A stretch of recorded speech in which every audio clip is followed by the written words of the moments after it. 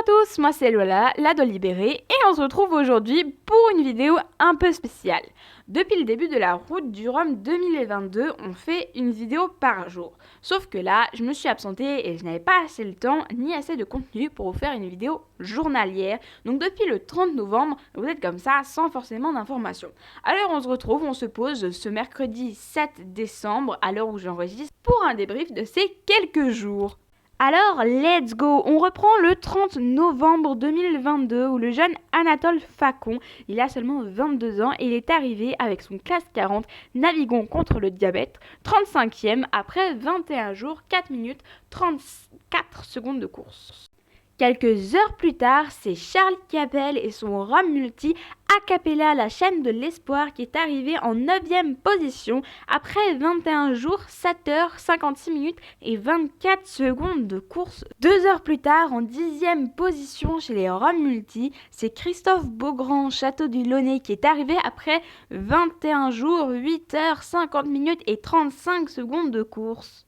Derrière lui, en 11e position chez les Rhum Multi, c'est Thomas Lurton qui est arrivé avec Moxie Bati Armor après 21 jours, 20 heures, 9 minutes et 20 secondes de course. Les nouvelles du 1er décembre de Arnaud Pénarin et de son Rhum Mono Viabilis Penduc 3 et ACH pour les enfants de Robert Debré. Je suis dans les Alizés depuis avant-hier. J'espère que la bulle prévue à partir du 3 décembre devant la Guadeloupe va être aspirée vers le nord et nous laisser passer. Sinon, je suis bon pour 36 heures de pétole. Décidément, c'est rare de voir si peu d'alizés établis à cette époque. Le temps change. Ce 1er décembre, c'est aussi l'abandon de Daniel Écalard et son Rhum Mono SOS Pare-brise Plus. Bonjour à tous. Les dernières simulations me laissent peu d'espoir de finir la course avant la fermeture de la ligne d'arrivée le 7 décembre. Ayant des impératifs professionnels après le 7 décembre, nous avons, en accord avec mon partenaire, décidé de faire route vers la Martinique pour ramener le bateau à bon port aux marins. Si maintenant, à ce moment-là de la vidéo, vous vous demandez ce qu'il se passe du coup le 7 décembre, eh bien, regardez la fin, je vais vous expliquer. En attendant, reprenons notre inventaire des arrivées. Le 1er décembre, c'est Laurent Hetmer qui est arrivé avec son Rhum Multi Happy en 12e position après 22 jours, 18 heures, 35 minutes et 0 secondes de course.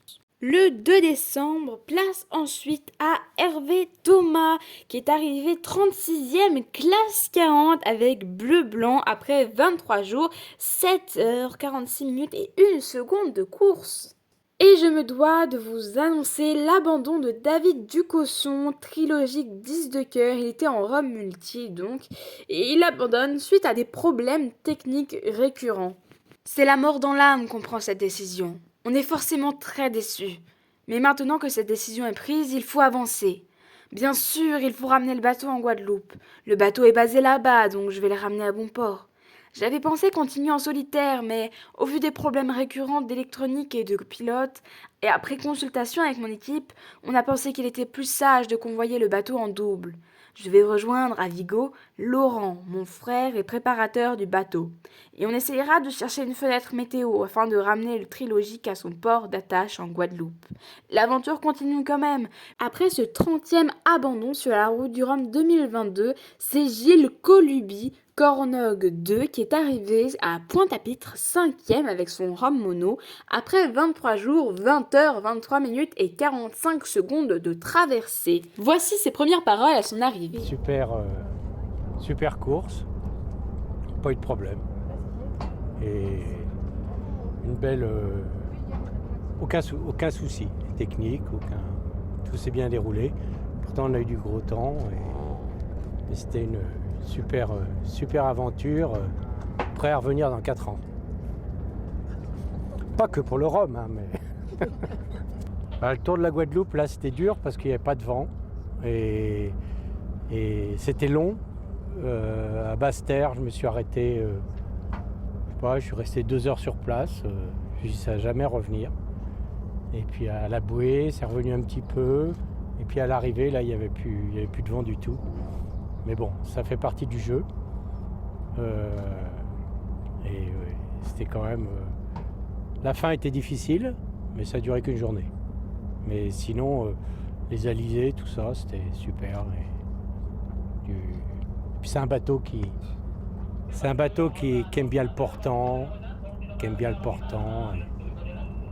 C'est un bateau pour le vent arrière en fin de compte. Donc, c'est un bateau facile, très facile. Ben, moi je vais retenir que je suis capable de refaire une prochaine fois. Et puis c'est la première fois que j'étais seul dans vraiment du très gros temps. On a eu vraiment jusqu'à plus de 40 nœuds, 45 nœuds en pointe. Ça a duré longtemps, donc capable de le faire.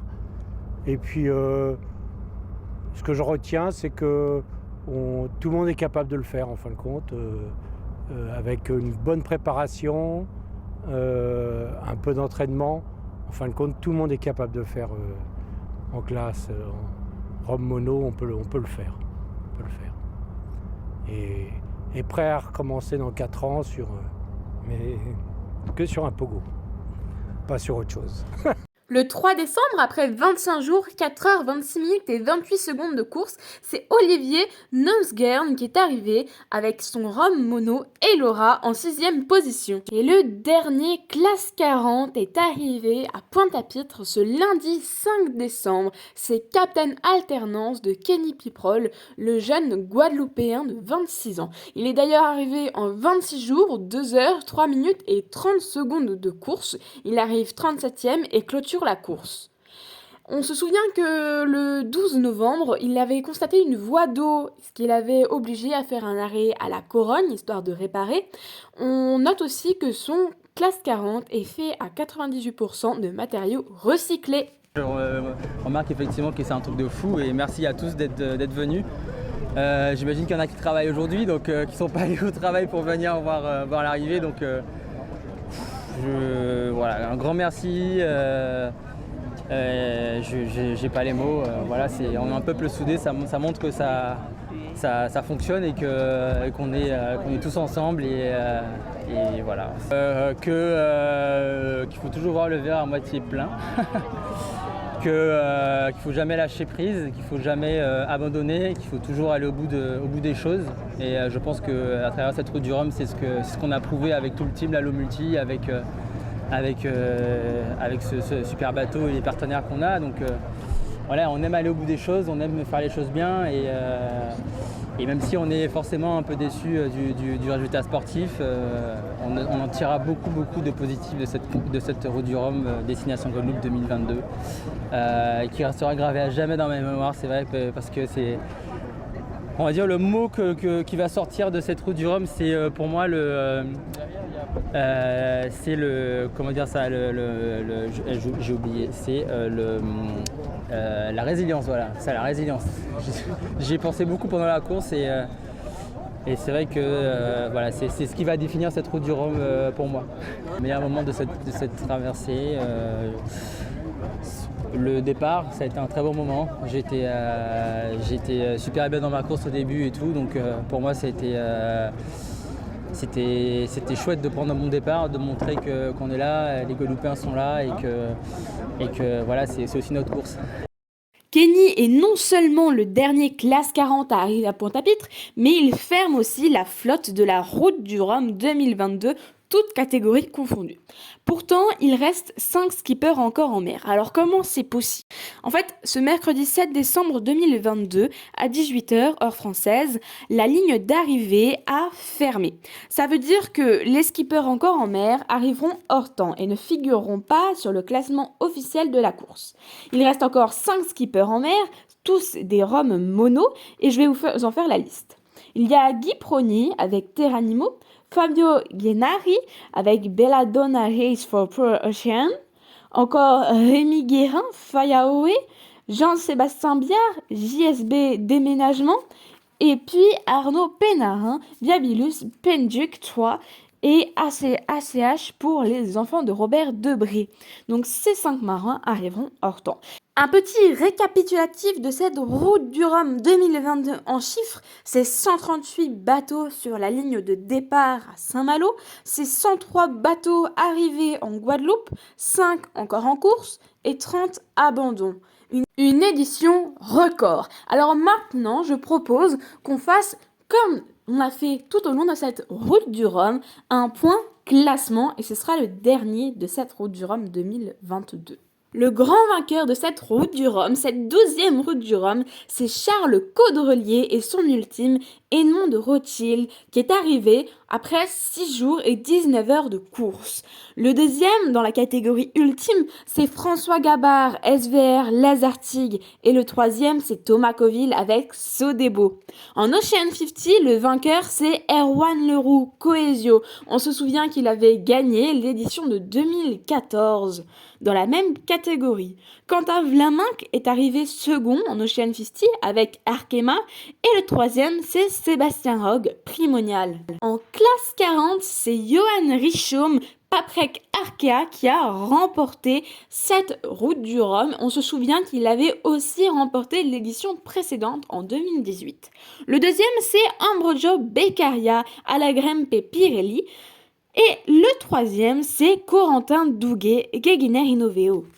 Chez les IMOCA, c'est Thomas Rian, Linked Out, qui a remporté la course. Et il a été suivi rapidement de Charlie Dalin, Apivia. Et puis le troisième, c'est donc Jérémy Bayou avec son tout nouveau Charal. Chez les Rhum Multi, c'était une course passionnante jusqu'à l'arrivée et même après l'arrivée puisque le grand vainqueur c'est Loïc Escoffier, l'Audi Group, mais le premier à passer la ligne c'est le deuxième, Roland Jourdain, lui Explore. Il s'était passé que Roland Jourdain avait pété un plomb de moteur, ce qui a fait qu'il a eu une pénalité d'1h30 et donc Loïc Escoffier est passé devant au niveau du classement officiel. Puis le troisième c'est Marc Guillemot, Métarome.